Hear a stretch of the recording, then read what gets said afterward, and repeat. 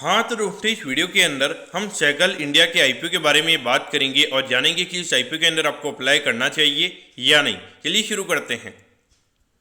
तो देखिए सबसे पहले अगर हम यहाँ पे आईपीओ के डिटेल्स के बारे में अगर हम बात करेंगे तो 1 तारीख को ये आईपीओ में स्टार्ट होता हुआ नजर आएगा और 5 तारीख को ये आईपीओ में क्लोज होता हुआ नजर आएगा। अगर हम इश्यू साइज की अगर हम बात करेंगे तो 1252 करोड़ के लगभग का आईपीओ का इश्यू साइज हमें यहाँ पे नजर आता है। इसमें से अगर हम देखेंगे तो 684 करोड़ हमें यहाँ पे कंपनी के पास में जाते हुए नजर आएंगे और बाकी अगर हम 568 करोड़ की अगर हम बात करेंगे तो ये जो पैसा यहाँ पे कंपनी के प्रमोटर्स और जो कुछ प्राइवेट इक्विटी इन्वेस्टर्स हैं उनके पास में ये पैसा हमें जाता हुआ नजर आएगा।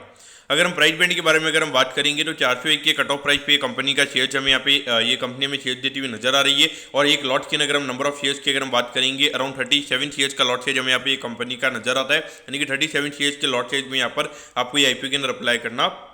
पड़ेगा। अगर हम यहाँ पे रिटेल कोटा की अगर हम बात करेंगे तो अराउंड 35% के लगभग का रिटेल कोटा में यहाँ पे कंपनी का नजर आता है, यानी कि ऑलमोस्ट अगर हम देखेंगे 420 करोड़ के लगभग का रिटेल कोटा में यहाँ पे कंपनी का नजर आता है। तो कहीं ना कहीं यहाँ पे जो अलॉटमेंट के चांसेस जाएंगे वो डेफिनेटली आपके लिए यहाँ पे रिटेल कोटा के अंदर काफी अच्छे यहाँ पे रिटेल चांसेस जाने वाली हैं।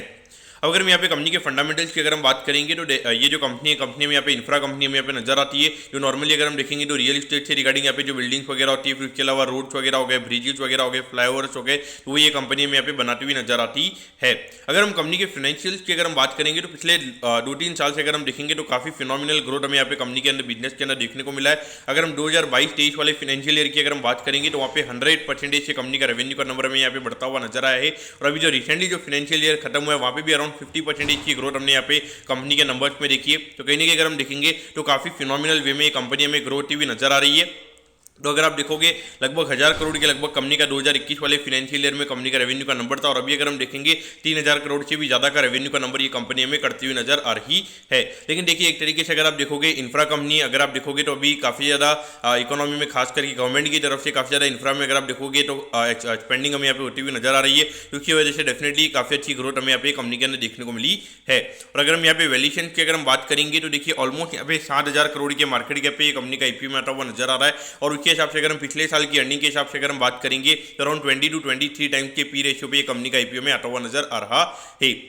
तो डेफिनेटली अगर आप देखोगे तो इंफ्रा कंपनी के हिसाब से अगर आप देखोगे तो भले ही थोड़ा बहुत वैल्यूएशन आपको यहाँ पे थोड़ा ज़्यादा लगेगा, लेकिन देखिए अभी इंफ्रा कंपनीज में अगर हम देखेंगे तो फिनोमिनल ग्रोथ हमें यहाँ पे देखने को मिल रही है। और यहाँ पर अगर हम आईपीओ के पॉइंट ऑफ व्यू से अगर हम बात करेंगे तो डेफिनेटली मार्केट ये देखेगा कि जो लास्ट के 2 साल का डेटा है उसके हिसाब से मार्केट यहाँ पे काफ़ी ज़्यादा बुलिश ये आईपीओ को लेकर हो सकता है। अभी अगर हम करंटली ग्रे मार्केट के प्रीमियम की अगर हम बात करेंगे तो ऑलरेडी अराउंड 35% के लगभग का ग्रे मार्केट हमें यहाँ पे ट्रेड होता हुआ नजर आ रहा है, यानी कि ग्रे मार्केट ये ऑलरेडी इंडिकेट कर रहा है कि लगभग 5000 रुपये आपको यहाँ पे लिस्टिंग पे आईपीओ के अंदर मिल सकते हैं। और मुझे लगता है कि कहीं ना कहीं जिस तरीके से अगर हम ऑल ओवर अगर में आईपीओ की अगर हम बात करेंगे तो मुझे लगता है कि डेफिनेटली ये जो आईपीओ का इसके अंदर रिस्पॉन्स काफी अच्छा हमें यहाँ पे आता हुआ नजर आएगा। और अगर मार्केट अगर अच्छा रहता है तो मुझे लगता है कि अराउंड यहाँ पे 50 से 60% के प्रीमियम पे भी ये कंपनी हमें लिस्ट होती हुई नजर आ सकती है। डेफिनेटली मेरे ख्याल से ये आईपीओ जो रहेगा ये मस्ट अप्लाई आपके लिए मेरे ख्याल से होना चाहिए। लिस्टिंग इनके पॉइंट से डेफिनेटली यहाँ पर आपको ये आईपीओ डेफिनेटली अप्लाई करना चाहिए। और जो लोग यहाँ पे